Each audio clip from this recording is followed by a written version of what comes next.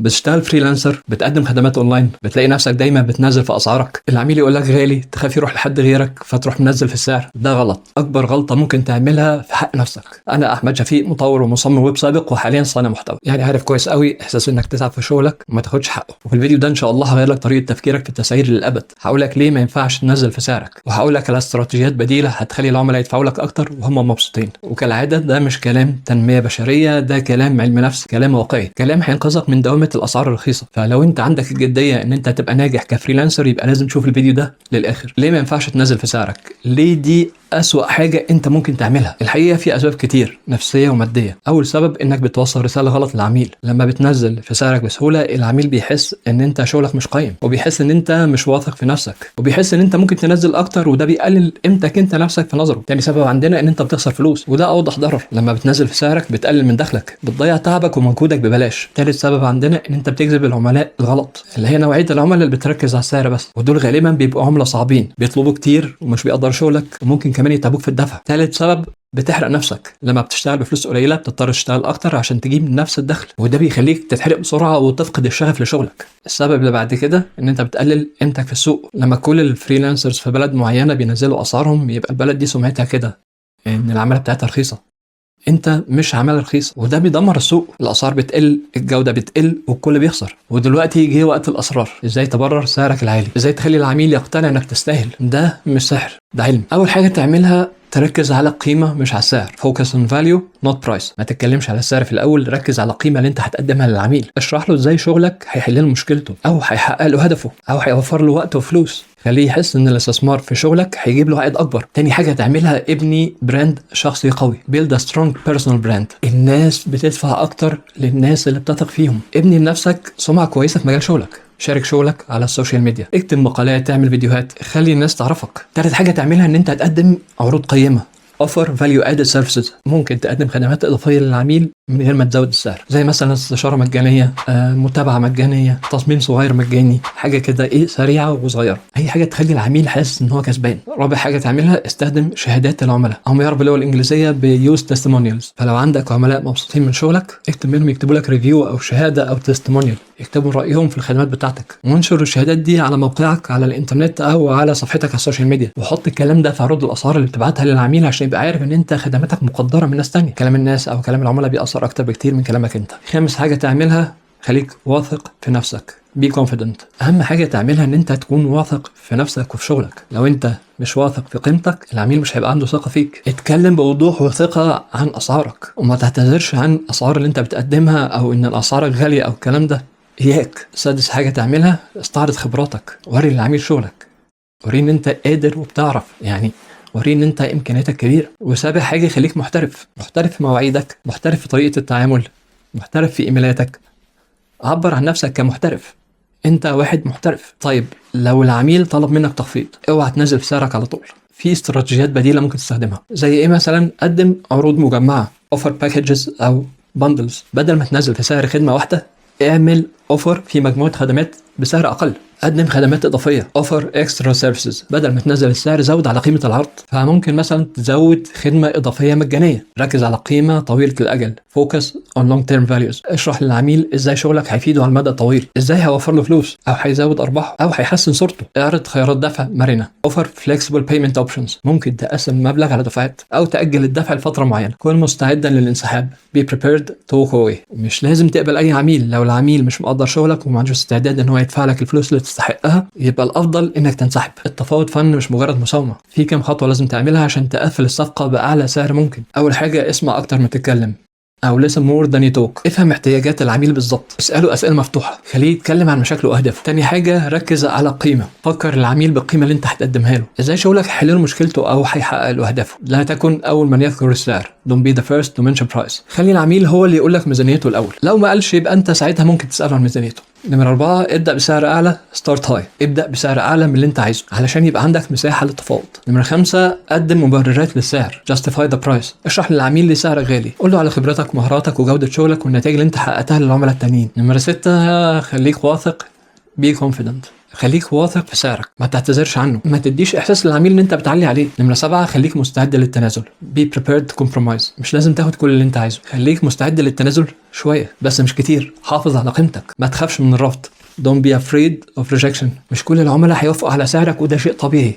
العملاء اللي ما يوافقوش دول احنا مش عايزينهم اصلا. ولا تيأس، افضل قدم على شغل وان شاء الله هتوصل للشغل اللي انت عايزه ونوعيه العميل اللي انت عايزها. التسعير مش مجرد ارقام، التسعير علم نفس. في حاجات كتير ممكن تأثر على قرار العميل من غير ما يحس. هقول لك على كام سر من أسرار علم نفس التسعير. نمرة 1، تأثير الإرساء anchoring effect. الرقم الأول اللي بيشوفه العميل بيأثر على تصوره للرقم المناسب. يعني لو بدأت بسعر عالي العميل هيتخيل إن الرقم الأقل اللي أنت هتديهوله هو صفقة ممتازة. نمرة 2، قوة الرقم 9 the power of 9. الأسعار اللي بتنتهي برقم 9 زي 99 199 1999 الارقام دي بتبيع اسرع. مش بس اسرع، ده اكتر كمان، والناس بتحس ان الاسعار دي ارخص بالرغم ان الفرق بسيط. ثالث حاجه، تاثير المقارنه او الكومباريزون افكت. قدم للعميل كذا اختيار للسعر وخلي الاختيار الاغلى يبان ان هو افضل اختيار. رابع حاجه، تاثير الندره او سكارستي افكت. الناس بتقدر الحاجات النادره، فانت لو بينت للعميل ان شغلك مطلوب هيدفع لك اكتر. على سبيل المثال تقول له انا بقبل 3 عملاء جداد في الشهر فقط، ودي حاجه انا كنت بعملها شخصيا. نمره 5، تاثير السلطه او authority افكت. الناس بتثق في الخبراء،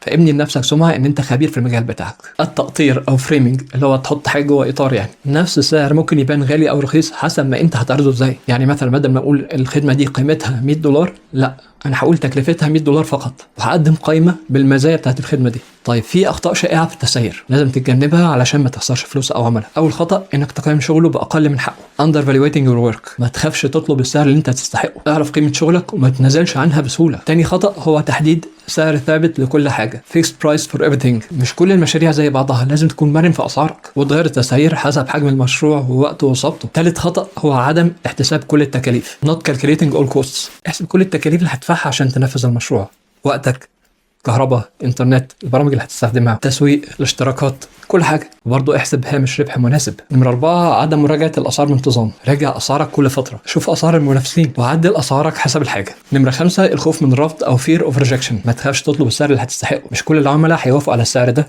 لكن في ناس هيدفعوا. طيب ازاي تبني الثقه مع العميل؟ اهم حاجه عشان العميل يوافق على سعرك ان هو يثق فيك، والثقه دي مش بتيجي بالكلام، الثقه دي بتيجي بالافعال. ايه اللي ممكن تعمله علشان تبني الثقه مع العميل؟ اول حاجه الاحترافيه او بروفيشناليزم. اتعامل مع العميل باحترام ومهنيه، رد على رسائله بسرعه والتزم بالمواعيد واهتم بكل التفاصيل. تاني حاجه الشفافيه او ترانسبيرنسي. خليك واضح مع العميل من البدايه، اشرح له ازاي بتسعر شغلك، قول له على كل التكاليف وما تخبيش عنه حاجه. المصداقيه honesty. ما توعدش العميل بحاجات مش هتقدر تعملها، قول له على امكانياتك بصراحه وما تكذبش عليه. بناء العلاقات او building relationships. حاول تبني علاقه كويسه مع العميل، حسسه ان انت شريكه في النجاح، ما انتش مجرد فريلانسر وخلاص. اسال عليه. المتابعه فولو اب. بعد ما تخلص الشغل مع العميل تابع معاه واساله عن رايه، شوف لو محتاج اي حاجه تانية. ده بيخلي العميل يحس ان انت مهتم بيه وبيزود فرص ان انت تشتغل معاه تاني. الخلاصه، سعرك مش مجرد رقم، سعرك هو قيمه شغلك، سعرك هو انعكاس لخبرتك ومهاراتك وجوده شغلك. ما تخافش تطلب السعر اللي تستحقه، ما تتنازلش عن قيمتك واستثمر في نفسك، طور مهاراتك، ابني سمعه قويه. وقتها العملاء هيدفعوا لك اكتر وهم مبسوطين. عايز ارد على تعليقين بتوع 2 من الساده المشاهدين الافاضل كانوا بيتفرجوا على الفيديو بتاع اللي هو الشغل اونلاين، وبيقولوا الاسعار اللي انت ذاكرها في الفيديو دي مش حقيقيه او مش واقعيه. واسمحوا لي ارد عليكم، انا مش بهاجمكم طبعا، انا عايز المصلحه ليكم. في غلطه في شغلكم حاجه من 4، يا اما ان انت مختار العميل غلط، يا اما انت محتاج فلوس بسرعه فبترخص السعر، ودي مشكله كبيره. حتى لو هترخص السعر فانت رخصه كجميله، يعني انت حط سعر غالي تمام وقول له انا عشان خاطرك انا هعمل لك كذا عشان عايز اشتغل معاك، بس كده.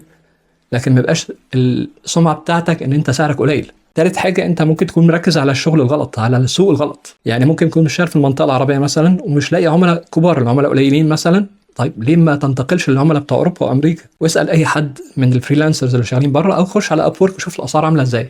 شوف اعلى سعر واقل سعر وخد السعر اللي في النص، خد المتوسط يعني. رابع حاجه، ان ممكن يكون شغلك محتاج تطوير لسه، وده وارد عادي، كلنا عدينا بالمرحله دي.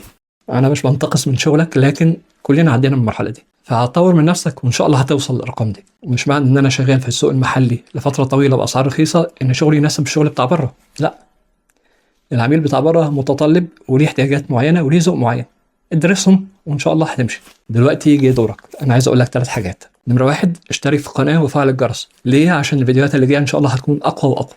هنتكلم عن التسويق وإدارة المشاريع والمبيعات وكل حاجة محتاجها عشان تنجح كفريلانسر. ما تفوتش الفرصة دي. تاني حاجة لايك وشير. ليه؟ عشان الفيديو ده يوصل لكل الناس اللي بتعاني من مشكلة التسعير وعشان تدعمني أستمر في تقديم محتوى مفيد. تالت حاجة ودي أهم حاجة وهي التعليقات.